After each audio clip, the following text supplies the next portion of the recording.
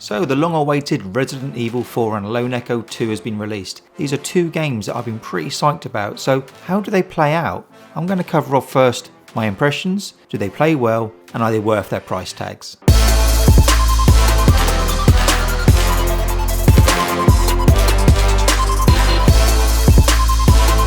Now Resident Evil 4 doesn't really need much talking about in terms of the story. It was released back in 2005 and was hugely popular. The game has been ported across to VR with the help of developer Armature.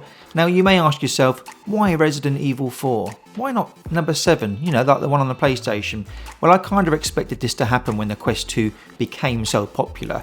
The Quest is a standalone mobile platform. With such mobility comes decreased hardware power, which means it can't handle high intensity graphics.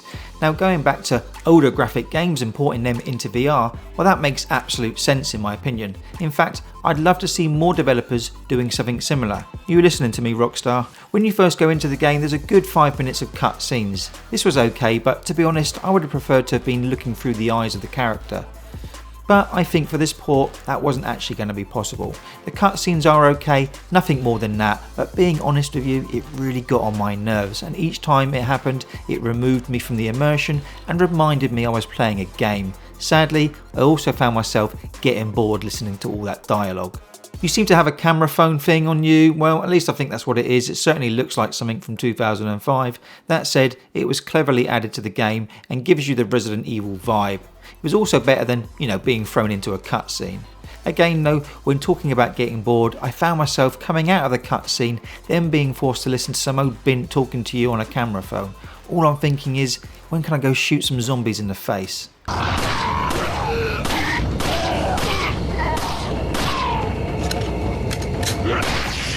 The graphics for a mobile platform game do look great, and that proves really that the Quest has so much capability, but you just can't go expecting the Resident Evil 7 graphics that you saw on the PS4.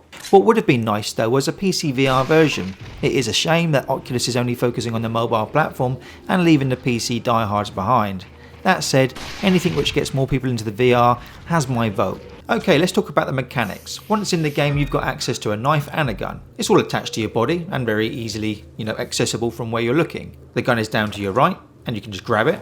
If you let it go, it automatically flicks back. The knife does the same, which is here just up on the top left of your chest. These weapons are super easy to use, in fact probably almost too easy. The laser pointer makes shooting with accuracy very easy. Unless you're low on ammo or have a load coming at you all at once, then killing I don't think is too difficult. I say that, it still didn't stop me dropping a load in my pants when it ran at me. The comfort settings are really important here. I put myself into first person mode and was gliding around. After about 30 minutes of play, I started feeling sick and had to take a break.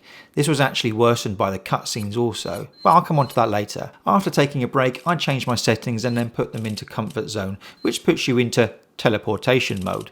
And then I set my tunnel to light. Having the tunnel at strong is super distracting and it's kind of edging on ruining the gameplay. These settings for me helped a lot. They unfortunately though slightly remove you from the game. Another gripe I have is probably, it's not a complete ruination of the game, but the cutscenes, they are quite appalling at times. And they are obviously happening to tell you the story, and I can kind of cope with that. Well, kinda. But it 100% ruins the flow of the game. So for example, even when I was climbing or raising the ladder or pushing a box, it pulls you into a cutscene. So you actually come out of the game and then you're watching it on a 2D image in some sort of darkened room. This switching between scenes really started to make me feel unwell again. However, what I will say is you do start to get used to it. And once your mindset is in the tune with how this game actually plays and to expect those cutscenes, it really does start to become actually quite a real joy to play. Now I need to state, these gripes are minor when you consider this is a super strong port of an already great game. It would have been nice to be able to interact more within the world. For example, why can't I pet this cow? Hey bud.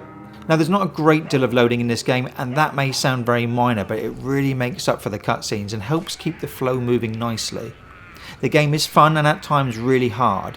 It certainly keeps you on your toes. The world around you looks nice, the sky is crisp, and as expected from Resident Evil, the storyline is really strong. For $40 or £30 for those of you in the UK, you're getting a lot of product here. The fact they managed to port it over to VR is an indicator that you can do some great things with old games, and I really hope we start to see more. The beauty of games nowadays is that of course you can update them, and I think with those updates it will probably remove some of my gripes that I have today. Take away those gripes, honestly that would allow you to focus on the awesomeness this game is bringing to you.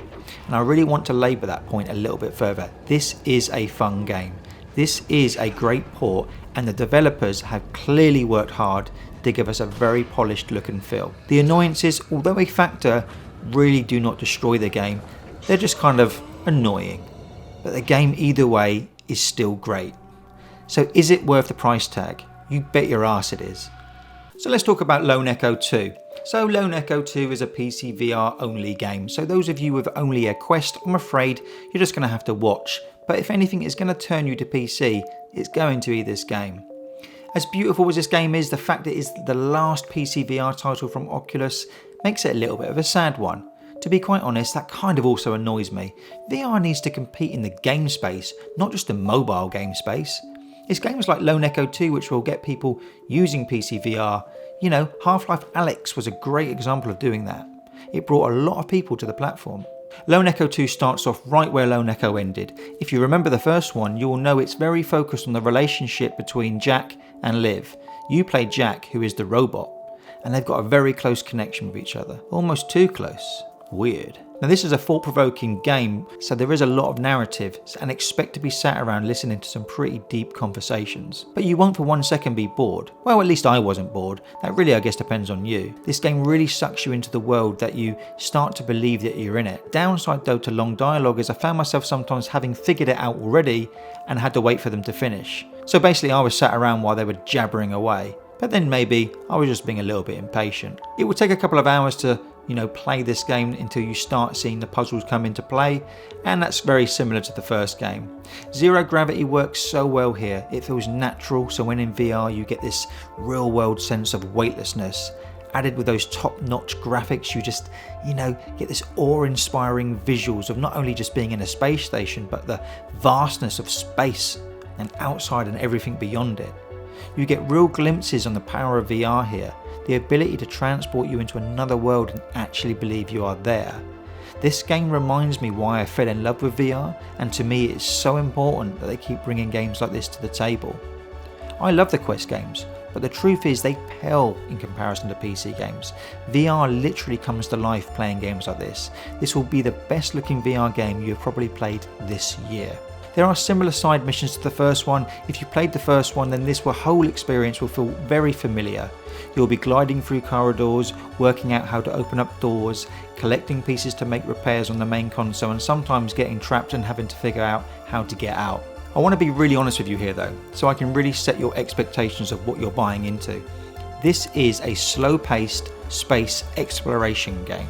It's a slow burn, and it is full of puzzles and interesting dialogue. The controls are so good I did not even think about how to use them. That in itself is a triumph, when you start playing a game and you don't even think about how you're controlling it. I think it's going to capture your imagination and leave you finding that upon exiting the game, the real world is kind of just dull.